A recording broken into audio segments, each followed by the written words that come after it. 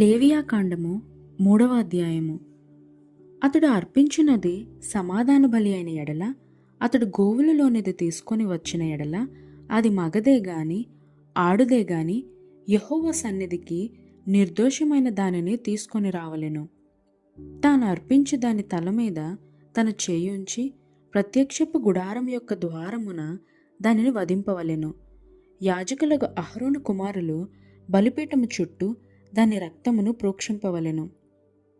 అతడు ఆ సమాధాన బలిపశువు యొక్క ఆంత్రముల లోపలి క్రొవ్వును, ఆంత్రముల మీది క్రొవ్వు అంతటిని, 2 మూత్రగ్రంథులను, వాటి మీదను డొక్కల మీదనున్న క్రొవ్వును, కాలేజామ మీదను మూత్రగ్రంథుల మీదనున్న వపను యెహోవాకు హోమముగా అర్పింపవలెను.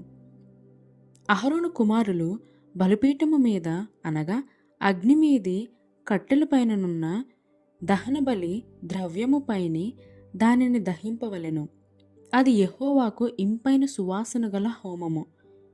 యెహోవాకు సమాధాన బలిగా ఒకడు అర్పించినది గొర్రె మేకలలోనిదైన ఎడల, అది మగదే గాని ఆడుదే గాని నిర్దోషమైన దాన్ని తీసుకొని రావలెను.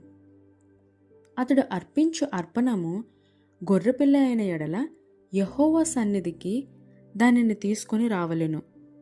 తాను అర్పించి దాని తల మీద అతడు తన చెయ్యుంచి ప్రత్యక్షపు గుడారము ఎదుట దానిని వధింపవలెను.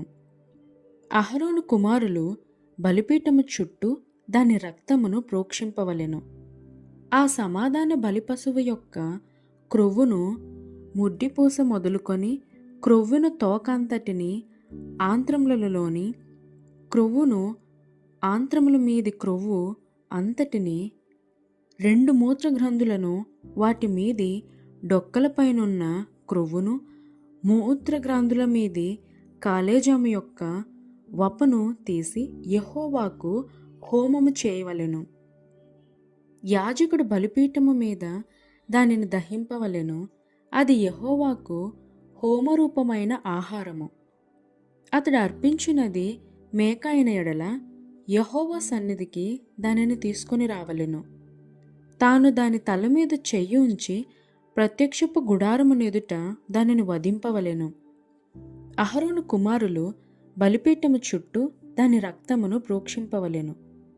తాను దానిలో అర్పించు ఆంత్రములను, కప్పు క్రొవ్వును, ఆంత్రముల మీది క్రొవ్వు అంతటిని, 2 మూత్రగ్రంథులను, వాటి మీది డొక్కలపైనున్న క్రొవ్వును, 2 మూత్రగ్రంథులపైనున్న కాలేజాము యొక్క వపను యెహోవాకు హోమముగా అర్పింపవలెను. యాజకుడు బలిపీఠము మీద వాటిని దహింపవలెను. క్రొవ్వంతయు యెహోవాదే, అది సువాసన గల హోమరూపమైన ఆహారము. మీరు క్రొవ్వునైనను రక్తమునైనను తినకూడదు. అది మీ తరతరములకు మీ నివాస స్థలములన్నిటిలోనూ నిత్యమైన కట్టడ.